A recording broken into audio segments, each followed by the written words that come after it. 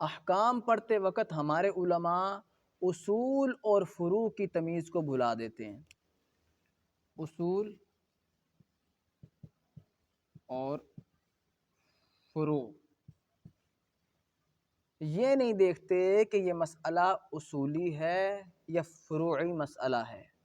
اب سوال یہ ہے کہ یہ دیکھنا کیوں ضروری ہے کہ یہ مسئلہ اصولی ہے یا فروعی ہے۔ ایک اور اصطلاح کا اضافہ کر دوں، قطعی اور ظنی۔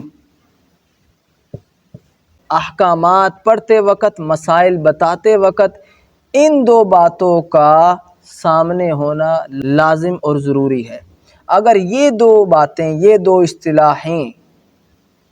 دو اصطلاحیں پیش نظر نہیں ہوں گی تو ہو سکتا ہے ہم غلطی کر بیٹھیں مسئلے بیان کرنے میں، مسئلہ بتانے میں، اور پھر بعد میں ہمیں شرمندگی کا سامنا ہو۔ ہمیں سب سے پہلے یہ دیکھنا چاہیے کہ جو مسئلہ میں بیان کر رہا ہوں یا جو حکم میں پڑھ رہا ہوں یا جس بات کا بیان چل رہا ہے، جو بھی مسئلہ میرے سامنے ہے، آیا کہ وہ مسئلہ قطعی ہے یا ظنی ہے۔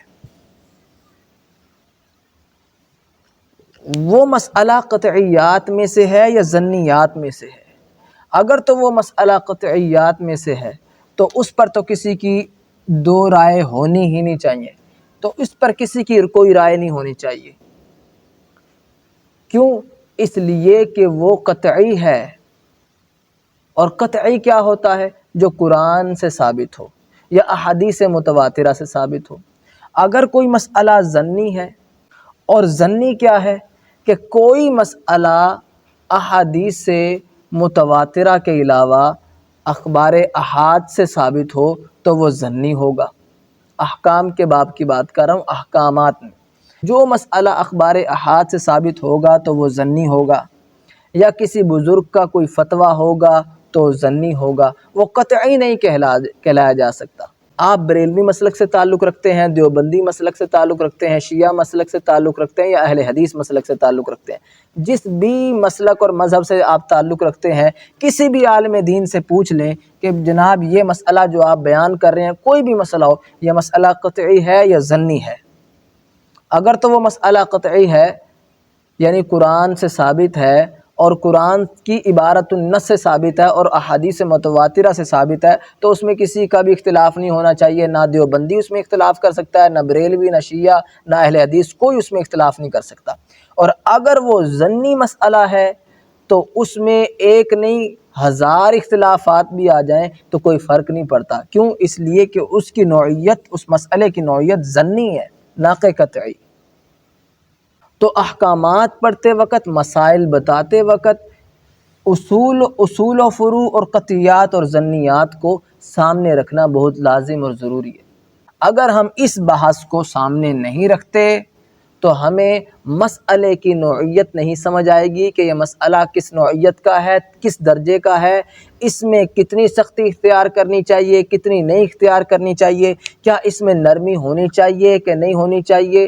یہ باتیں آپ کو اصول اور فروع، قطعی اور ظنی کی ابحاث پڑھنے سے ہی معلوم ہوگی، جو کہ ہمارے علماء پیش نظر نہیں رکھتے۔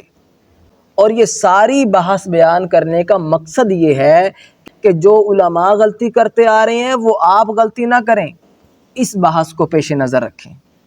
جب تک آپ اصول اور فروع میں تمیز نہیں کرتے، آپ کو مسائل کی سمجھ نہیں آئے گی۔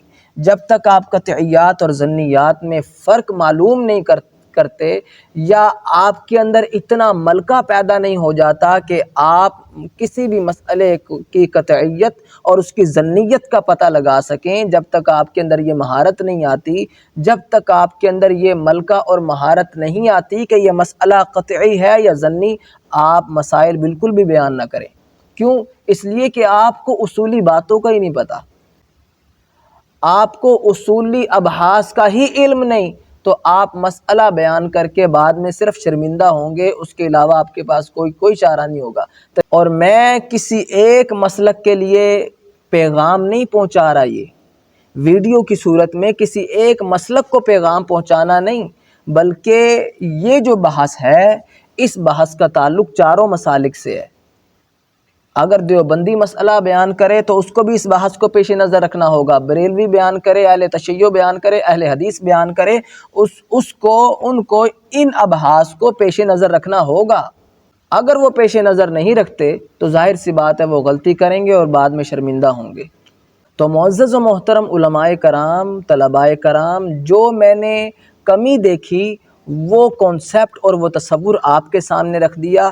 اب ان ابحاث پر تحقیق کرنا، ان کو سمجھنا، یہ آپ پر موقوف ہے۔ انشاءاللہ ٹائم ملا تو انشاءاللہ میں ان پر بحث کروں گا، ورنہ تو ہمارا اصول فہم قرآن کا سلسلہ چل رہا ہے تو اس سے متعلق ہی انشاءاللہ ہم چلیں گے۔ جب ٹائم ملا تو اس پر میں سیر حاصل بحث کروں گا انشاءاللہ العزیز، اور مفصل بحث کروں گا۔ اگر آپ کا کوئی سوال ہو تو آپ کمنٹ میں بھی کر سکتے ہیں اور واٹس ایپ بھی کر سکتے ہیں۔ السلام علیکم ورحمۃ اللہ وبرکاتہ۔